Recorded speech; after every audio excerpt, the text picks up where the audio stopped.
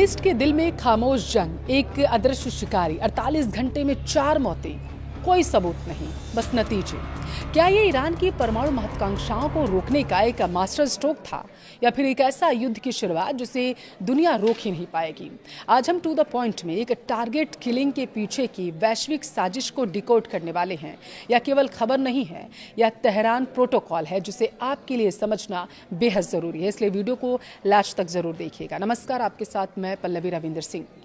Middle east धधक रहा है और इस बार चिंगारी नहीं, सीधा बारूद फटा है। सिर्फ 48 घंटे, जी हाँ, सिर्फ 48 घंटे के भीतर ही ईरान के 4 बड़े अधिकारियों की जान चली गई। क्या महज इत्तेफाक है, या फिर दुनिया की सबसे बड़ी खतरनाक खुफिया एजेंसी यानी कि मोसाद का कोई सीक्रेट ऑपरेशन? आज हम आपको बताएंगे कि कैसे ईरान के अंदर घुसकर टारगेट किलिंग की जा रही है, कैसे एक परमाणु वैज्ञानिक को बीच सड़क पर गोलियों से भून दिया गया, और कैसे एक टॉप IRGC कमांडर की संदिग्ध सड़क हादसे में जान चली जाती है। क्या ईरान अब एक बड़े युद्ध की तरफ धकेला जा रहा है? शुरुआत करते हैं उस खबर से जिसने ईरान के डिफेंस और इंटेलिजेंस सिस्टम की नींद उड़ाकर रखती है। ईरान के एक और बड़े न्यूक्लियर साइंटिस्ट यानी कि इब्राहिम हुसैन अपनी जान गंवा देते हैं। सरेआम गोली मारकर उनकी बेरहमी से हत्या कर दी गई। जब वो अपने घर लौट रहे थे तभी अज्ञात हमलावर पहुंचे, उन्हें निशाना बनाया, ताबड़तोड़ उन पर गोलियां बरसा दी। लेकिन बात सिर्फ एक वैज्ञानिक की नहीं है। इसी दौरान ईरान की सबसे ताकतवर सेना यानी कि इस्लामिक रिवोल्यूशनरी गार्ड यानी कि IRGC के नेवी कमांडर अकबर जादे की एक सड़क हादसे में जान चली जाती है। और इतना ही नहीं, गाजा के अंदर हमास के टॉप कमांडर अबू फाकर को एक भयंकर विस्फोट में उड़ा दिया जाता है। ये सब कुछ महज 48 घंटे के अंदर घटित हुआ। अब इन मौतों ने एक बात साफ कर दी है कि ईरान की जमीन पर अब कोई भी VIP सुरक्षित नहीं। लेकिन इसके पीछे का मास्टरमाइंड कौन है? उंगलियां सीधे तौर पर इजराइल की एक तरफ उठ रही हैं। इस खौफनाक सिलसिले के बाद ईरान के अंदर भूचाल आ गया। ईरानी धर्मगुरुओं, कट्टरपंथियों ने सीधा अल्टीमेटम दिया है। उनका कहना है कि अगर इन हत्यारों का बदला नहीं लिया गया, ये कौन हत्या कर रहा है पता नहीं लगाया गया, तो ईरान पर खतरा मंडराता रहेगा और ईरान के बड़े नेताओं को बिलों में छिप कर रहना पड़ेगा, जैसा कुछ समय पहले हुआ भी था। अब देखिए, ईरान इस वक्त दरअसल 2 फाड़ में बंट चुका है। एक तरफ मॉडरेट राजनेता है जो अमेरिका और पश्चिमी देशों के साथ समझौते के टेबल पर बैठकर शांति चाहता है, तो दूसरी तरफ खूंखार IRGC और कट्टरपंथी धड़ा जो किसी भी कीमत पर समझौता तो नहीं चाहता, क्योंकि उसे अमेरिका और इजराइल के सामने झुकना नहीं है।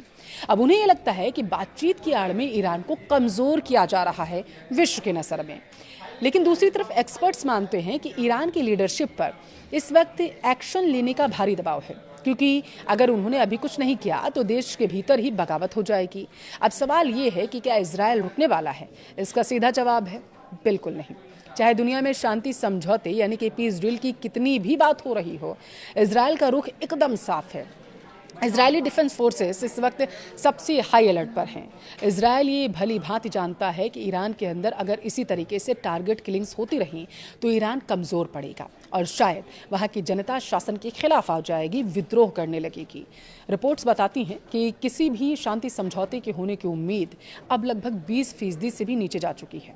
इजरायल हर हाल में इस शांति की कोशिश को फेल करने और ईरान के न्यूक्लियर प्रोग्राम को मिट्टी में मिलाने के लिए प्रतिबद्ध है।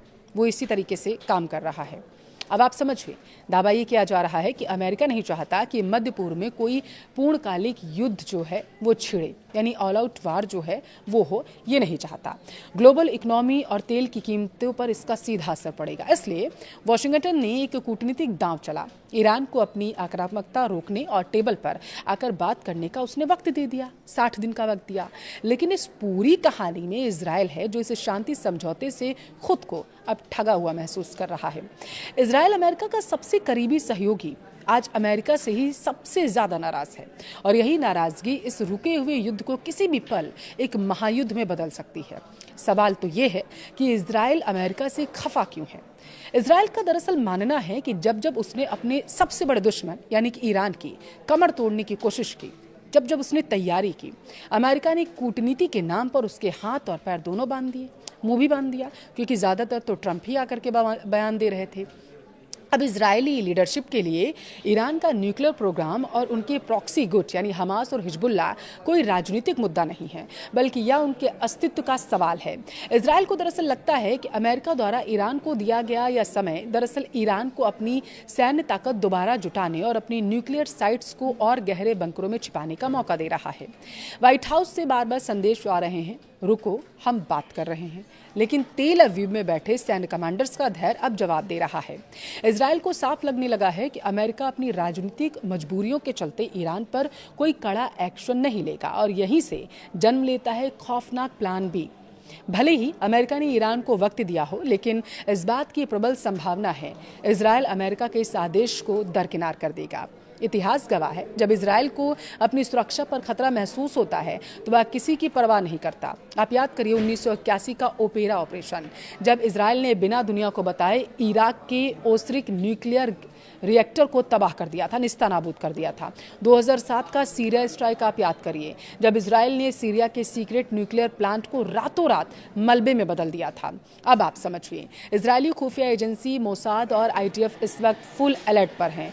अगर इजरायल हमला करता है तो यह कोई छोटा मोटा ड्रोन अटैक नहीं होगा, या ईरान की सैन्य और परमाणु संपत्ति पर एक प्री एक्टिव स्ट्राइक मानी जाएगी।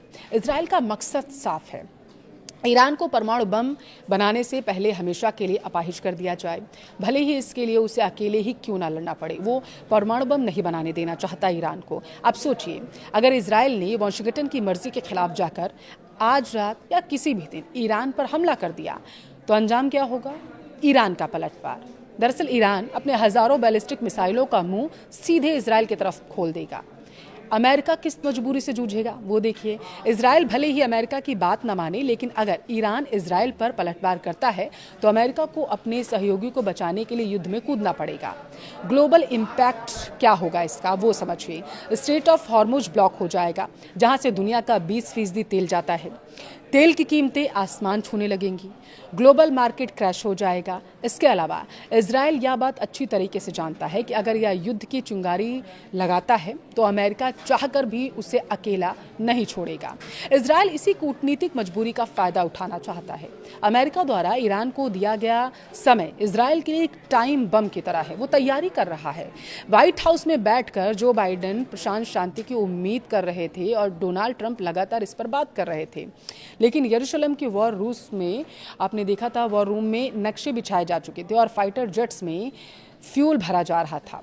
क्या कूटनीति इस महायुद्ध को टाल पाएगी, या फिर इजरायल की अमेरिका से यह नाराजगी मध्य पूर्व को एक ऐसी आग में झोंक देगी जिसे बुझाना किसी सुपर पावर के बस में नहीं होगा। फिलहाल युद्ध रुका जरूर है, लेकिन खत्म नहीं हुआ। घड़ी की सुइयां टिक टिक कर रही हैं, दुनिया बस अपनी सांसें रोके है।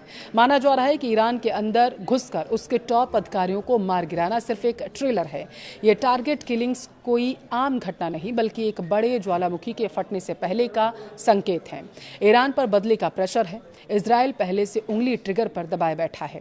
क्या मिडिल ईस्ट में एक ऐसा युद्ध शुरू होने वाला है जिसकी आग पूरी दुनिया को अपनी चपेट में ले लेगी? आपको क्या लगता है, क्या ईरान सीधा पलटवार करेगा या फिर कोई छुपी हुई रणनीति अपनाएगा? अपनी राय कमेंट में जरूर दें।